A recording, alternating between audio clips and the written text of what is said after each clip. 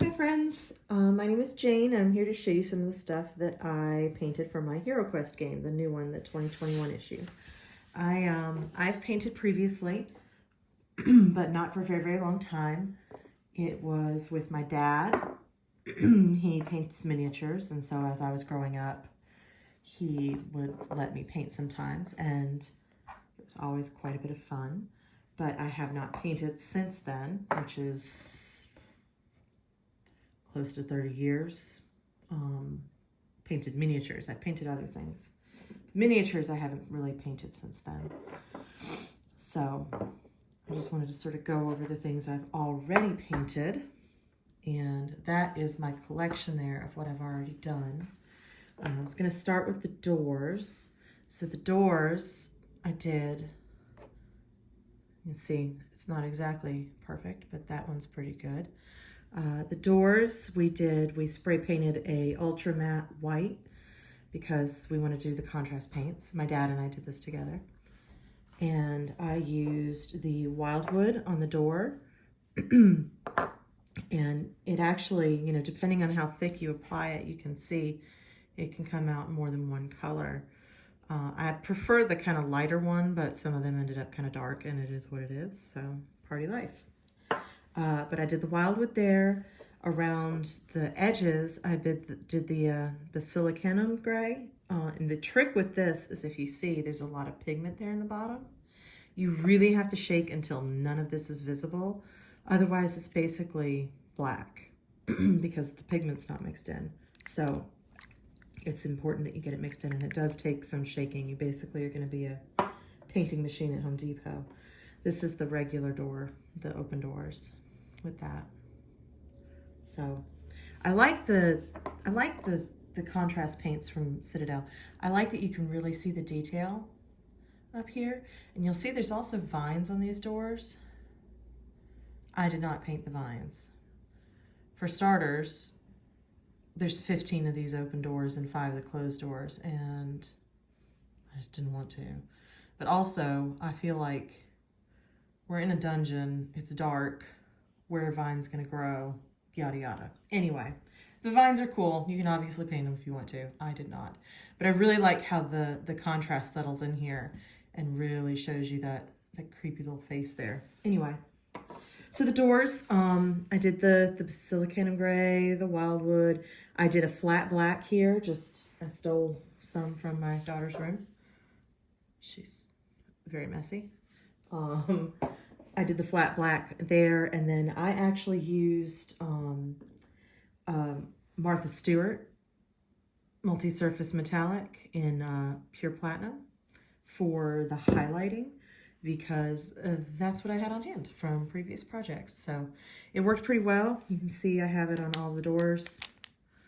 They all did pretty good. I like them a lot. They turned out well. Quite happy. Much better than the old doors with the plastic bottom that took up the entire square. Next, I did a lot of dry brushing, and I did one of the tables. So this was spray painted the brown. You can kind of see the original brown there. And then I covered it up with something else that I stole from my daughter's room. But I think I made like my own mixture. So I mixed the cinnamon brown I did that as a base brush. And then I did a lighter brush over that. I mixed that with some yellow until I got kind of a yellowy brown that I really liked, because I didn't have one on hand that I could use. So that was what I brushed over this with. And this was in like a 20 pack that I think I got on Amazon. So not hard to find something like that. It's just a regular brown. But I did the banding in the matte black again, and then I also did the little detail there in the black. It's not focusing, but there it is. Yeah. So it looks really good brushed. I think it has some paint splatter on it.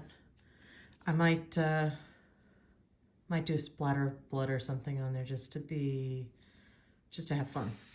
So after I did that, I did the dry brushing on this. This is still not done.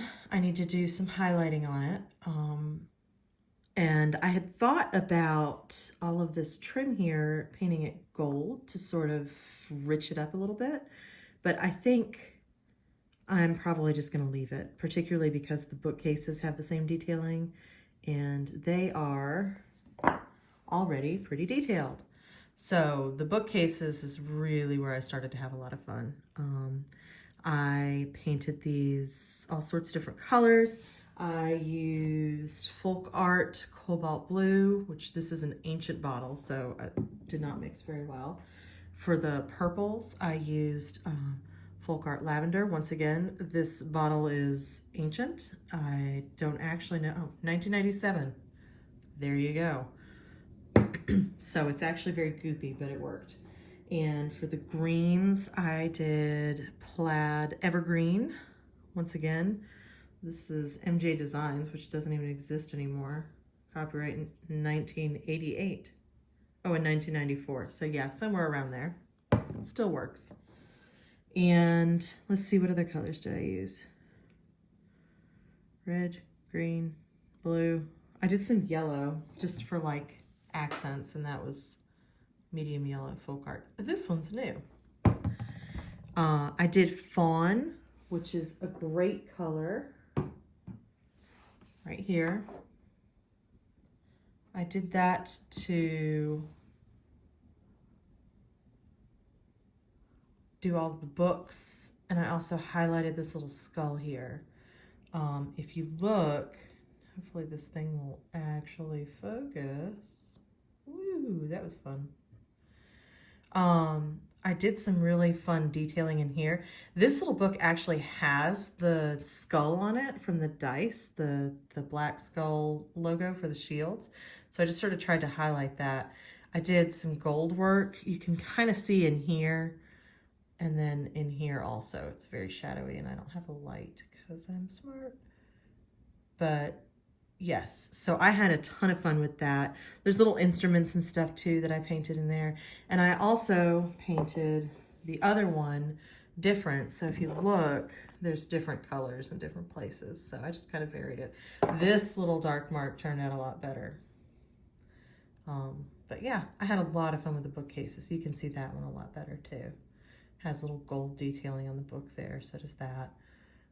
But I really enjoyed painting the bookcases. But since this is so colorful and kind of ornate, I really don't think that I want to do that gold because I think it would be a bit much. My dad also pointed out that typically in bookcases like this is actually still wood. So there's not really much of a reason to make it more ornate than that. Anyway, and I sort of went to town on a little trunk. I just sort of basically dry brushed, but not quite dry brushed this one with gold. I did the little edges here. See, I just did a little bit of black there as to where it's like hanging onto the thing. And then I painted that gold. And I got gold there. Because why not? After that, I think I worked on all sorts of stuff at the same time. The desk, excuse me, the desk was a lot of fun. So this was spray painted. So this and all of these that are brown were spray painted Krylon camouflage brown. It's a really, really good flat black that has a beautiful color, and it's really easy to spray. So for up here, to make the top of this appear stone, I just did a lot of dry brushing with some grays. The grays I used were Storm Cloud Gray, also stolen from my daughter. And I used, let's see, I think I used some Dove Gray, but not much. But there was another gray that I used that I can't find now. But I mixed a darker and a lighter gray together and just sort of played with that. And then I also did a little bit of dry brushing with a gray and a black mixed together because the brown here and the black, it's still kind of muddy right here. But it really mixed together very, very well, or too well, and it wasn't very defined. So I probably should have done this in a lighter brown, but whatever. I did my little bottles. I just sort of painted it whatever color I had out. The little necklace here I really like. I actually used a Martha Stewart glitter for that one. It's like this, only it's orange. So it's a glitter acrylic. So it has the glitter built in there. I thought it would be really pretty for just some sparkles. If you move this around, it sparkles a little bit. Just detailing on here with a little brush, made it look like writing. Painted this with my Martha Stewart gold, just plain old gold, because that's what I had.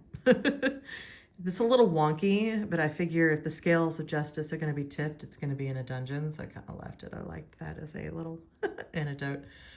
Yeah, the dry brushing on this was a pain in the butt, and it was hard to make it look decent.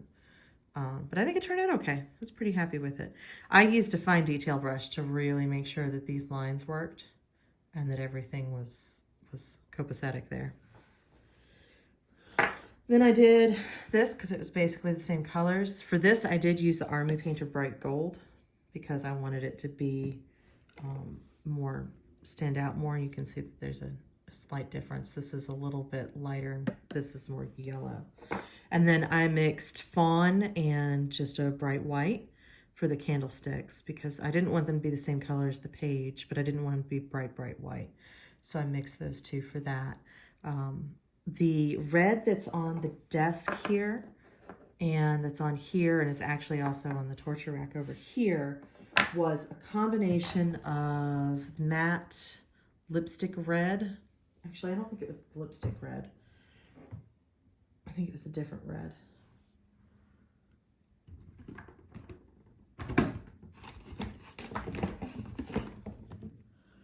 Actually, it might have been lipstick red because I don't see anything else.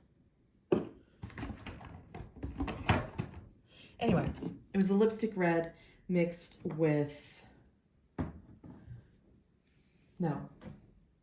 it was mixed with this real brown, and I made it a darker red. I also used it, this is probably the best place to see the color, is on this chair. Because I didn't want like a really vibrant red, it just seemed like that would stand out. This is the red without being mixed, so you see it's different. So I used that for the bookmark. I did just the real brown for around the edges of the book.